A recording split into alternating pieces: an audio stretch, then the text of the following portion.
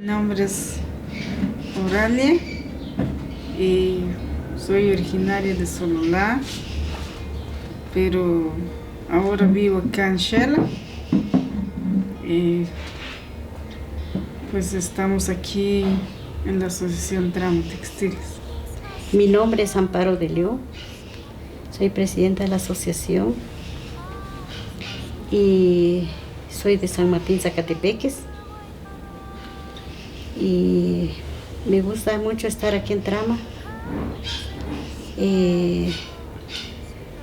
apoyando a las mujeres.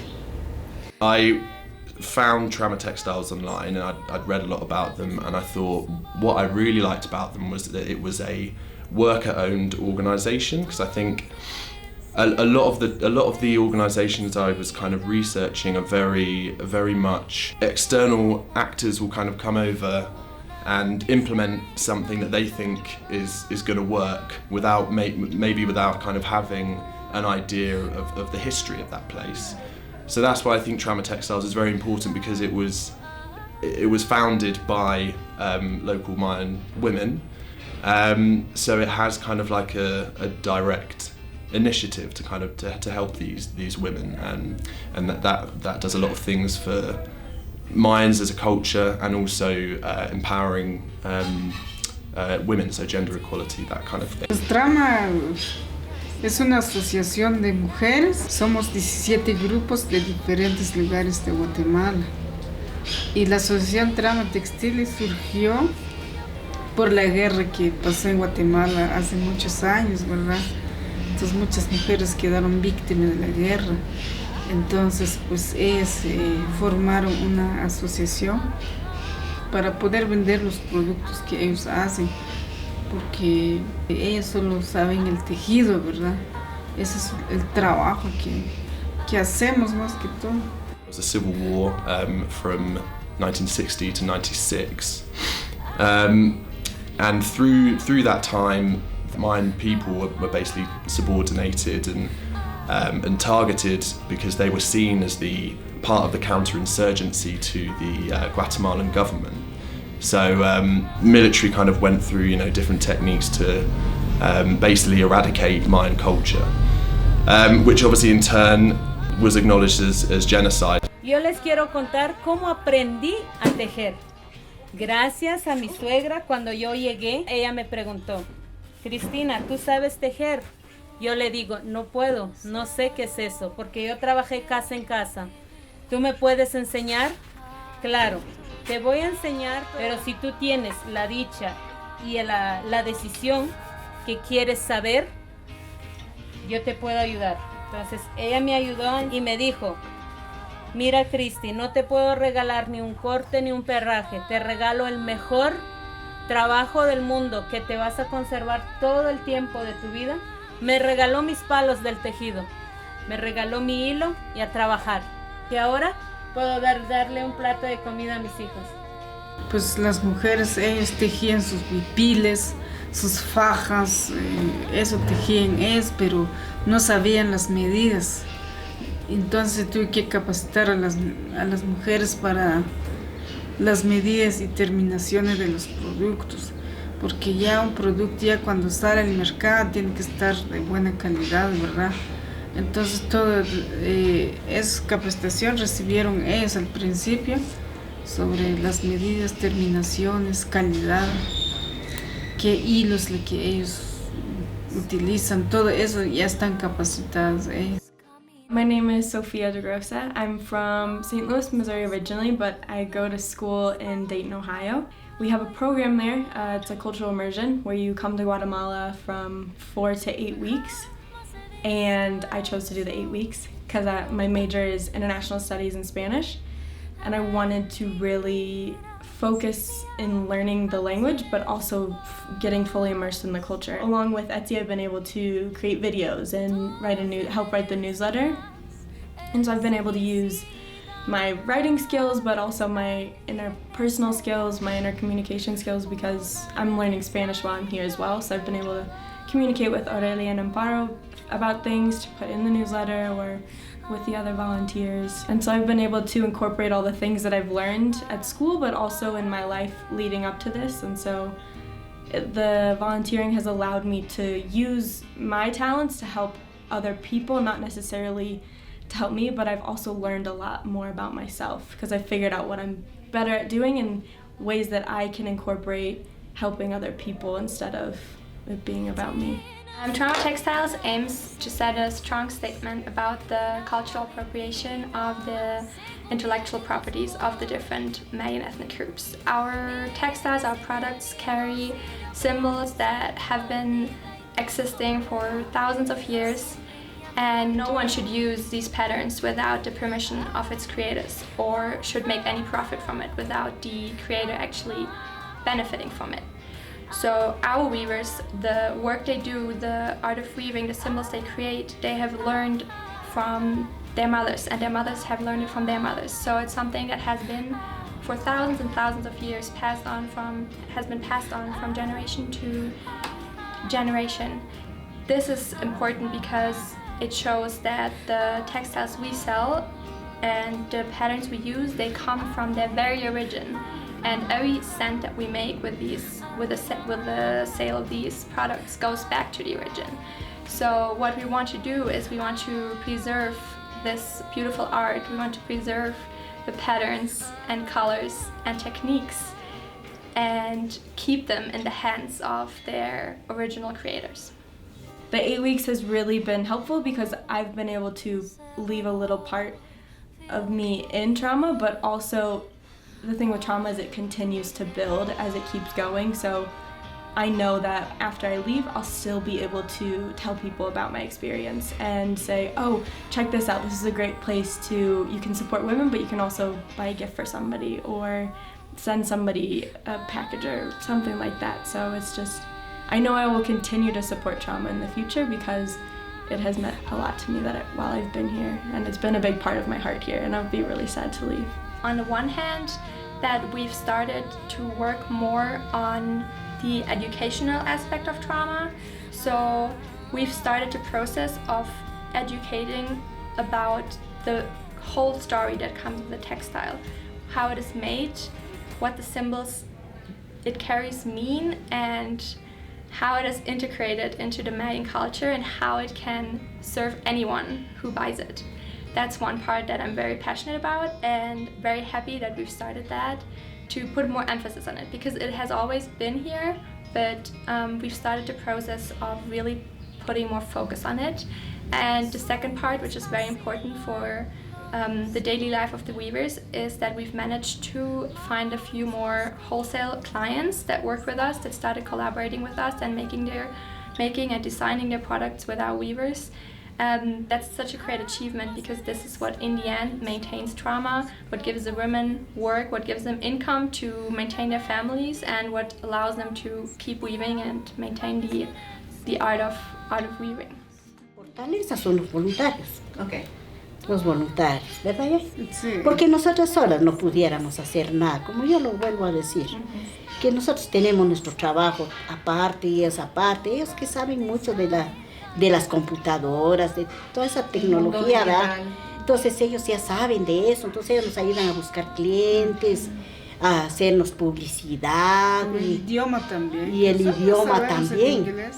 Porque a veces mandan pedidos pues en inglés, nosotros no podemos responder, ¿no? My name is Coralie.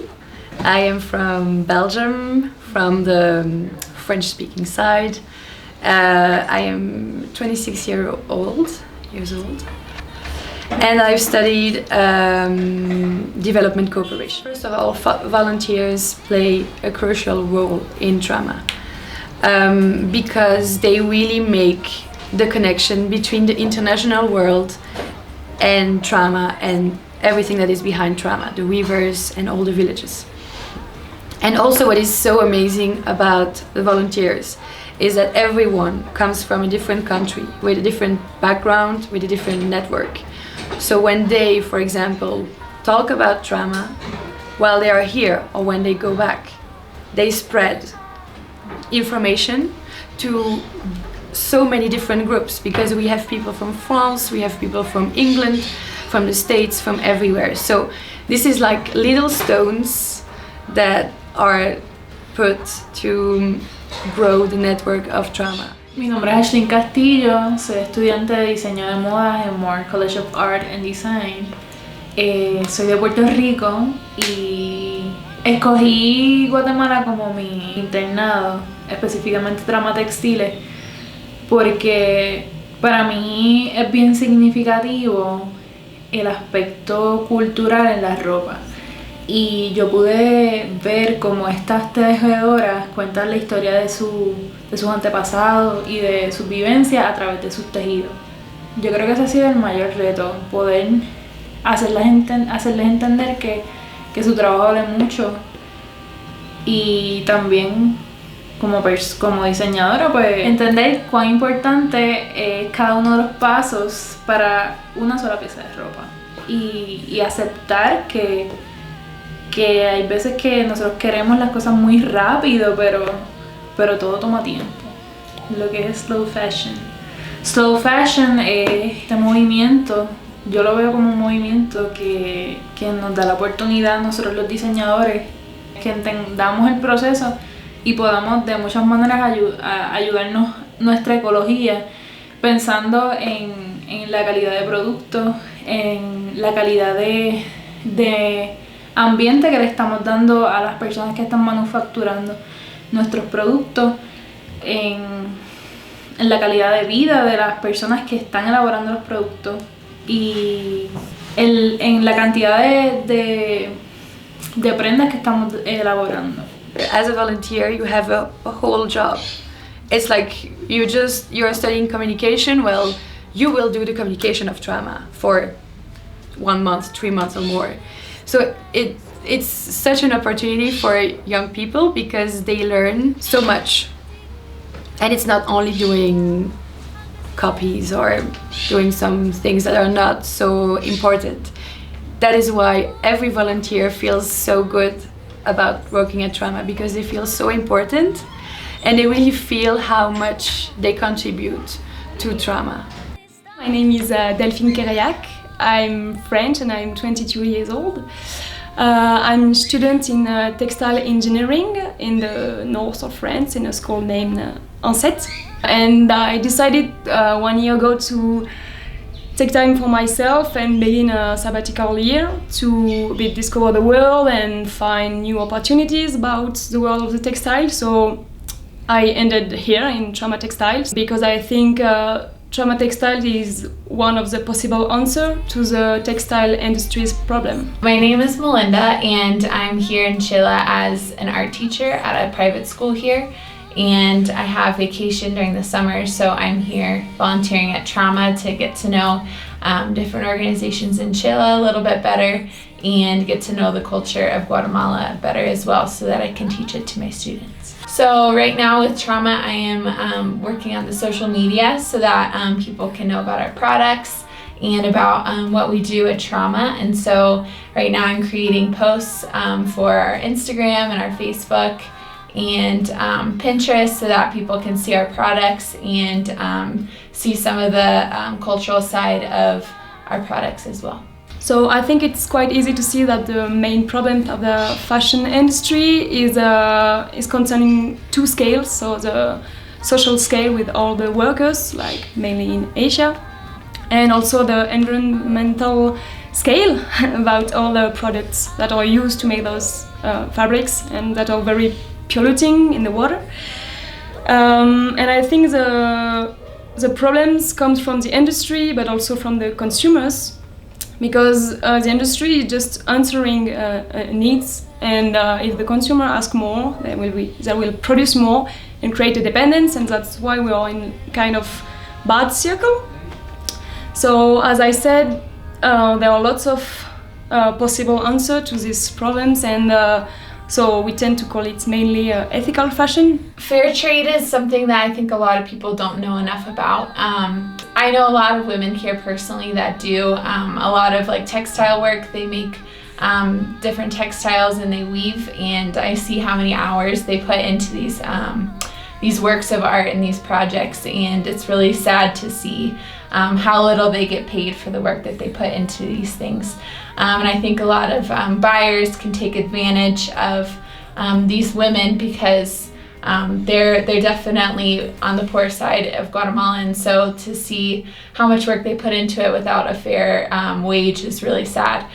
So I think it's super important that we pay the women for the work that they're doing and the hours that they put into these different projects and works of art that we buy.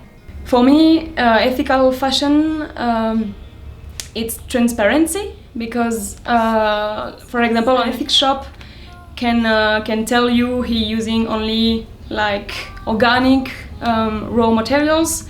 Another can tell you that the workers are like employed and they are owning the cooperative or stuff.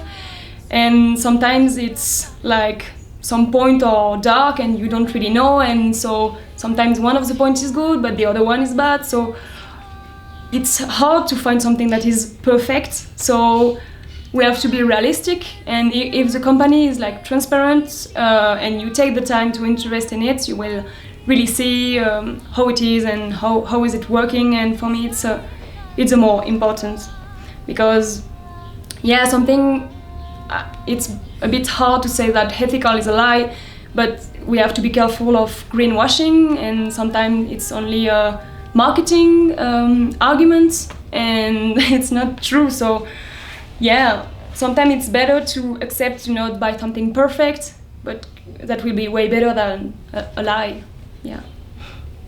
All the volunteers here all come from different backgrounds. You've got people who come from politics, who've come from fashion, from journalism or marketing, and it's a great place for all those people to come together and put their skills into action.